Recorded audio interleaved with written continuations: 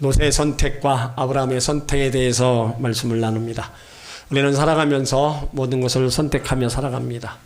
뭘 먹을까, 뭘 마실까 또 선택하고, 물건을 살 때도 무엇을 살까 선택합니다. 어디를 또 갈 때도 어디를 갈까 또 선택하고, 또 배우자를 선택하고, 또 내 직업도 선택하며 살아왔어요.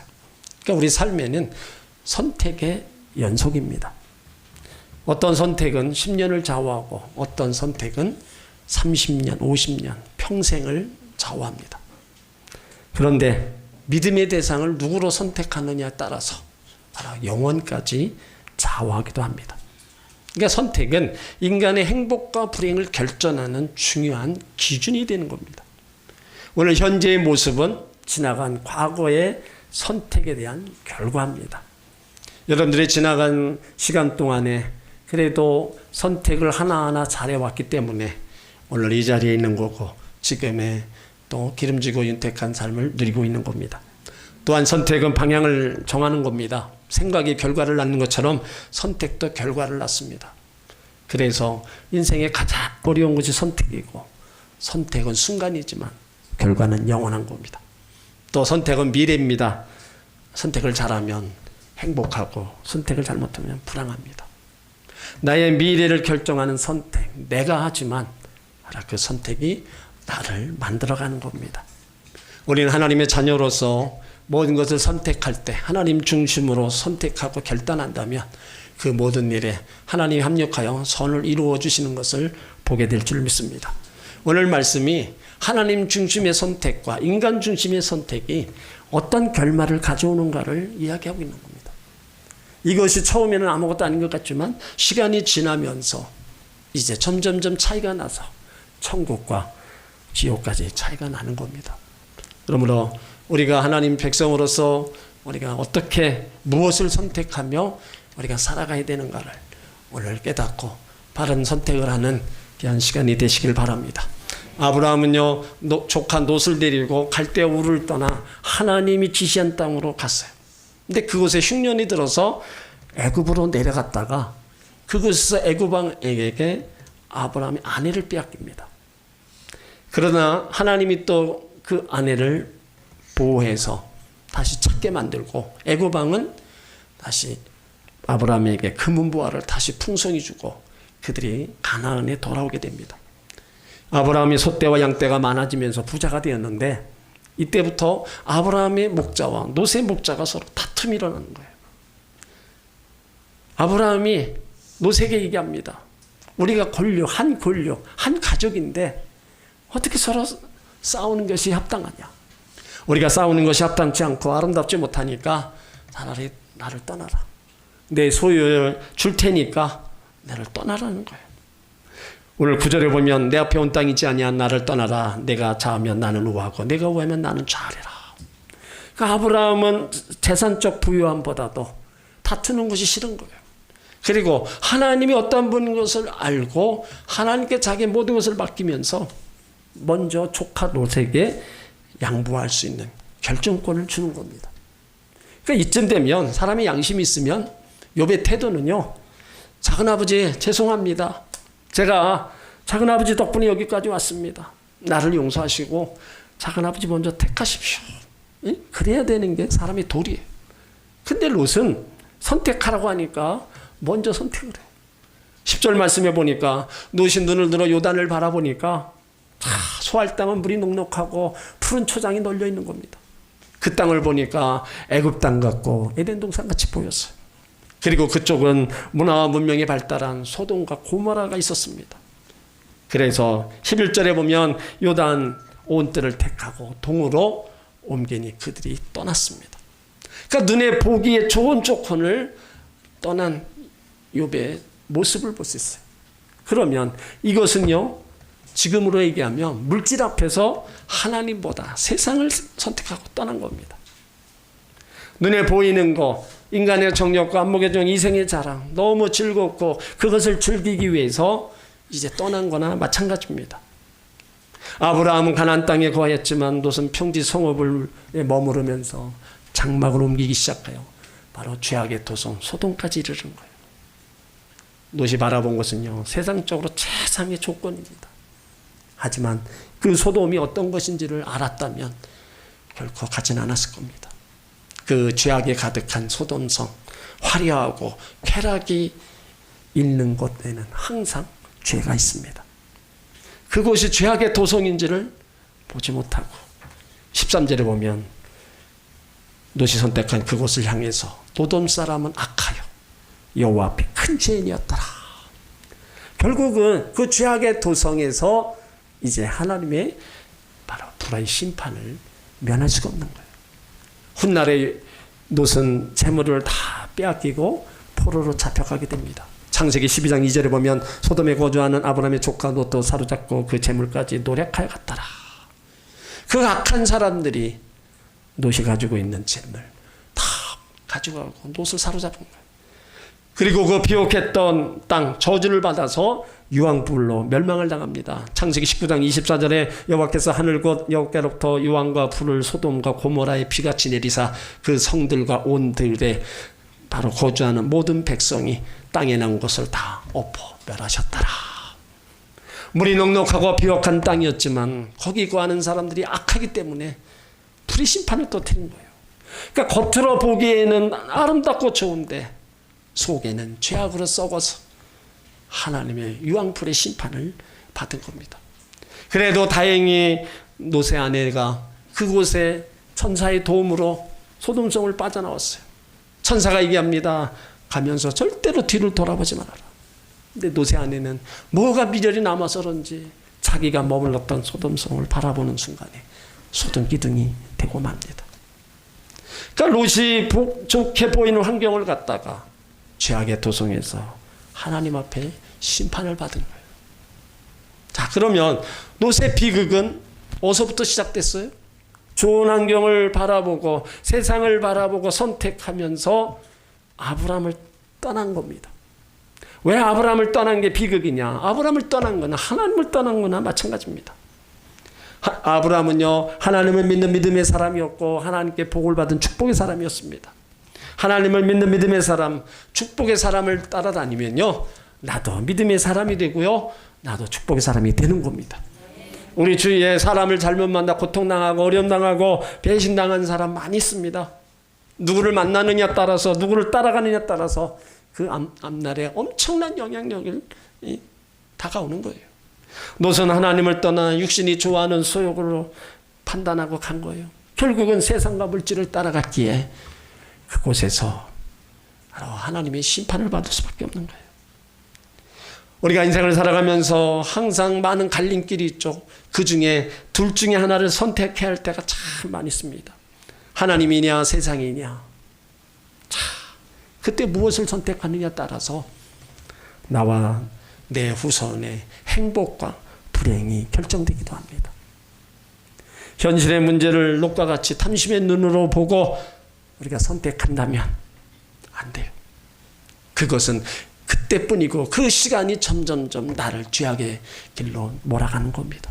우리는 힘들어도요, 하나님을 선택하고 하나님을 바라보면서 믿음의 길을 가야 되는 겁니다.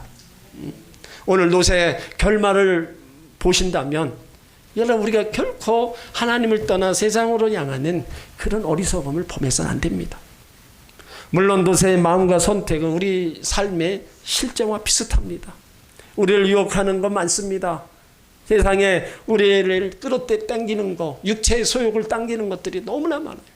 이 소욕들이 너무 강해서 우리는 끌려갈 때가 많습니다. 그래서 성경은 육체의 소욕을 따라가지 말고 성령의 소욕을 따라 살아가라고 말씀하고 있어요. 성령의 소욕을 따라가는 건 늘 하나님 앞에 나오는 거고요. 하나님 앞에 있는 겁니다. 하나님 앞에 머무르면서 살아가라는 거예요. 그러면 우리가 육체에 저지르는 그런 죄악들을 하나라도 끊을 수 있다는 거예요. 그렇게 우리가 성령을 쫓아서 우리가 날마다 믿음 안에서 달아가면 우린 그 결말은 롯과 같이는 되지 않는 거예요. 그러므로 사랑하는 성도 여러분, 롯의 결말을 보면서 여러분들이 영적인 것이나 육적인 것을 하나님이냐 세상이냐를 잘 선택하고 가시기를 주의 이름으로 축원합니다. 아브라함은요, 그 성숙한 믿음을 보입니다. 모든 것을 롯에게 양보하고 다툼을 피했던 아브라함에게 하나님이 찾아오셔서 이제 약속의 말씀을 주시는 거예요. 14절에 보면 롯이 아브라함을 떠난 후에 여호와께서 아브라함에게 이르시되 너는 눈을 들어 너 있는 곳에서 동서남북을 바라보라. 하나님이 아브라함에게 눈을 들어, 이 말씀은요, 내가 바라봐야 될 곳을 바라보라는 말씀입니다. 절망적인 상황을 보지 말고 새로운 가능성의 세계로 눈을 돌리라는 거예요. 가난과 질병과 실패에서 벗어나지 못하고 절망의 늪에 빠져있는 이들에게 하나님은 눈을 들어라 말씀하고 있는 거예요. 지금 우리가 바라보는 환경, 우리가 소유하고 있는 물질은요, 우리에게 희망을 줄 수 없습니다. 환경은 수시로 바뀌고 물질은 이따가 다 없어지는 겁니다. 지금 우리가 의지하고 바라는 사람도 우리를 영원히 도와줄 수가 없는 거예요. 눈을 들어 하나님을 보시길 바랍니다. 나의 도움이 어디서 오냐? 천지를 지으신 여호와께서 오는 건줄 믿으시길 바랍니다. 또 눈을 들어 동서남북을 바라보라는 건요, 새로운 땅을 바라보라는 겁니다. 바라본다는 것은 추구하는 겁니다. 목적을 가지고 보는 것이고 의미를 생각하며 보는 거예요. 그러니까 믿음의 사람들은 그냥 보면 압니다. 안 돼요. 목적을 가지고 봐야 돼요. 일어나는 일 앞에 하나님의 뜻이 무엇인가 생각하고 보는 거예요. 지금 내가 앞에 있는 일 앞에 내가 선택하는 이것에 하나님이 어떤 뜻이 있을까? 예수님이라면 이 선택을 어떻게 하실까? 그것을 한번 생각하면서 내가 묻던 일을 결정하고 선택하며 나갈 때 거기에 바로 하나님이 뜻이 함께 임하여서 합력하여 선을 이루어 주시는 거예요. 또 동서남북을 바라보는 것은요, 잃어버린 것 바라보지 말고 새로 주어질 것을 기대하라는 겁니다. 경기 침체로 한탄만 하지 말고 하나님이 주시는 놀라운 은혜와 축복을 기대하라는 거예요. 여러분, 하나의 문이 닫히면요, 다른 문이 열리게 돼 있습니다. 버리면 얻고 취하게 되는 겁니다. 빈 그릇에 보배를 담을 수 있습니다. 잃어버린 것만 바라보면 더 많은 것을 잃어버릴 수 있습니다. 여러분, 건강을 잃어버렸어요? 그 잃어버린 건강만 생각하지 마십시오. 건강을 잃었다면 다른 좋은 문이 열린다는 겁니다. 여러분, 물질을 잃어버렸어요? 그 잃어버린 물질만 생각하지 마세요. 물질은 잃어버렸지만 더 좋은 다른 문이 열립니다. 친구를 잃어버렸어요? 잃어버린 친구만 생각하지 말고 잃어버린 친구보다 따라서 더 좋은 다른 길을 열어주신다는 거예요. 그러니까 잃어버린 것을 보지 말고 언제나 새롭게 얻게 될 좋은 것들을 바라보시길 바랍니다. 지나간 과거 바라보지 말고 새로운 미래를 설계하시길 바랍니다. 여러분, 과거는 돌이킬 수 없이 지나간 거예요. 다 날아가 버린 화살입니다. 지금 우리가 할 일은 새롭게 창조하는 일이 더 급합니다. 과거는 우리가 실패했지만 미래는요, 우리가 성공할 수 있는 겁니다. 과거는 잃어버렸지만 미래는 얻을 수 있는 겁니다. 그러니까 잃어버린 과거를 생각하지 마시고 창조하는 미래를 생각하시길 바랍니다. 없어진 과거를 붙들지 말고 형통할 미래를 설계하시길 바랍니다. 지나간 과거를 탓하지 말고 내일을 위해서 더 수고하며 애쓰며 한 그루 사과나무를 심으시길 바랍니다. 그곳이 바로 우리가 하나님의 새로운 역사를 기대하며 나갈 수 있는 계기가 되는 것입니다. 하나님의 사람들은요, 위로부터 난 자들이기 때문에 하나님을 보고 살아야 돼요. 땅에 살고 있지만 우리가 땅이면서도 우리의 소망은 하나님, 또 그 하나님을 보고 살아야 이 땅을 정복하며 우리가 살아가고 있는 거예요. 그래서 나의 도움이 하나님께로부터 오는 것을 우리가 또 받고 누릴 수가 있기 때문에 늘 위를 보시고 하나님께 소망을 두고 달려가시기를 바랍니다. 또 눈을 들어 동서남북을 바라본 아브라함에게 이제 15절에 보면 보이는 땅을 내가 너와 내 자손에게 주리니 영원히 이르니라. 그러니까 이 축복은 아브라함에게만 이루어지는 게 아닙니다. 우리에게도 너와 내 자손에게 주리라. 그것도 영원히 주리라고 말씀하고 있는 거예요. 그러니까 하나님의 언약의 말씀, 축복의 말씀을 우리와 자손에게 주시겠다는 거예요. 그러면서 16절에 내가 내 자손으로 땅의 티끌 같게 하리니 사람의 티끌을 능히 셀 수 있을진데 내 자손도 세리라. 하나님께서 땅의 티끌처럼 자손을 축복을 약속하셨고 하나님이 주시는 그 축복이 이제 셀 수도 상상할 수도 다 측량할 수도 없는 겁니다. 17절에도 너는 일어나 그 땅을 종과 행으로 행하여 보라. 내가 그것을 내게 주리라. 아브라함에게 계속 언약의 말씀을 주는 거예요. 그 아브라함은 이 언약의 말씀을 붙잡고 나가는 거예요. 힘들고 어려워도 그 믿음의 길을 계속 가는 겁니다. 우리도 하나님의 비전을 이루며 놀라운 축복을 우리가 또 원한다면 우리는 믿음의 안에서 꿈과 소망을 가지고 우리 믿음의 행진을 계속해 나가야 되는 겁니다. 때로는 어렵고 힘들고 우리가 앞길에 무슨 일이 일어날지도 모르는 그런 불안한 앞날이 될 수도 있어요. 그렇지만 그 모든 것들은 다 하나님께 맡기고 하나님 나의 앞날에 대해서 어떠한 일을 분명히 행하시고 계획하시는 일이 있다는 것을 바라보고 우리는 나가야 된다는 겁니다. 우리의 미래는요 아무도 가본 적이 없잖아요. 그래서 이 미래는 우리의 것이고요 믿음의 사람의 것입니다. 아브라함이 끝까지 하나님 말씀 붙잡고 믿음에 향해서 계속 나가니까 축복과 믿음의 열국의 조상이 되고 아비가 된 거예요. 그냥 아브라함이 그 복이 그냥 임한 게 아닙니다. 그 약속의 말씀을 끝까지 붙잡고 믿음으로 순종하며 달려나갔기 때문에 축복의 조상, 믿음의 조상, 열국의 아비가 된 겁니다. 마찬가지로요, 저와 여러분도요, 말씀 붙잡고 미래를 향해서 믿음의 길을 계속 행진해 나가면 믿음의 조상이 되고요, 축복의 조상이 되고 열국의 아비가 되는 줄 믿습니다. 그리고 아브라함은요, 가는 곳마다 제단을 쌓았어요.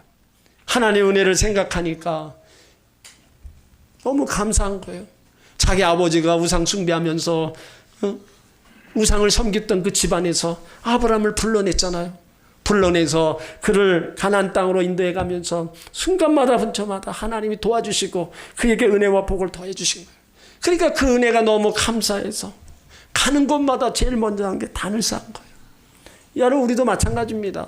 우리가 죄악의 길을 갈 때 우리를 불러내서 하나님 자녀 삼아주시고 하나님의 때를 따라 돕는 은혜로 우리가 여기까지 왔어요. 그러면 우리가 그 은혜의 사랑 감사해서 해야 될 일이 뭐예요? 제단을 쌓는 겁니다. 우리가 예배를 드릴 때 우리 믿음이 자라는 거고요, 이 예배 가운데 하나님의 은혜와 복을 더하여 주시는 거예요. 말씀을 내려주시고요, 우리 가운데 복을 더하여 주시고 하나님의 기적 같은 일들을 바로 예배를 통해서 우리 가운데 보여주시는 겁니다. 그러니까 믿음의 사람은 이 단을 잘 쌓아야 되는 거예요. 그래서 이 예배를 통해서 하늘의 신령한 복, 땅의 기름진 복이 우리 가운데 임하는 줄 믿으시길 바랍니다. 아브라함은 하나님 약속을 믿고 믿음으로 순종하며 따라갔기 때문에 그 언약적 축복을 다 받았어요.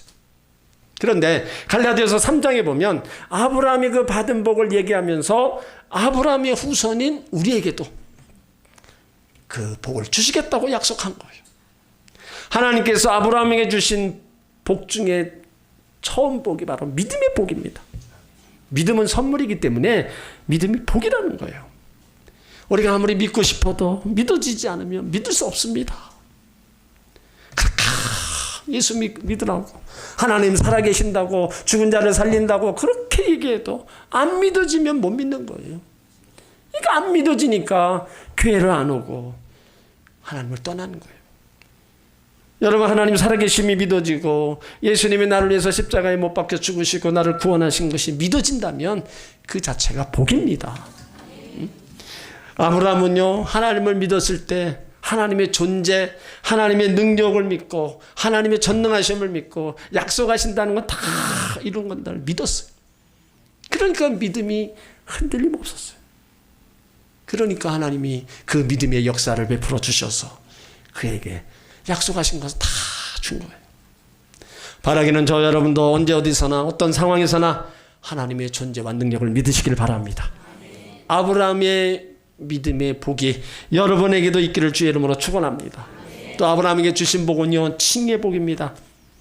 갈라디아 3장 6절에 아브라함이 하나님의 믿음의 그것을 그에게 의로 정하셨다함과 같으니라. 칭의를 정하셨다는 복은 믿을 때 주시는 복이에요. 하나님을 온전히 믿을 때 칭의의 복을 받은 것처럼 하나님의 은혜로 죄인이 구원을 받는 겁니다.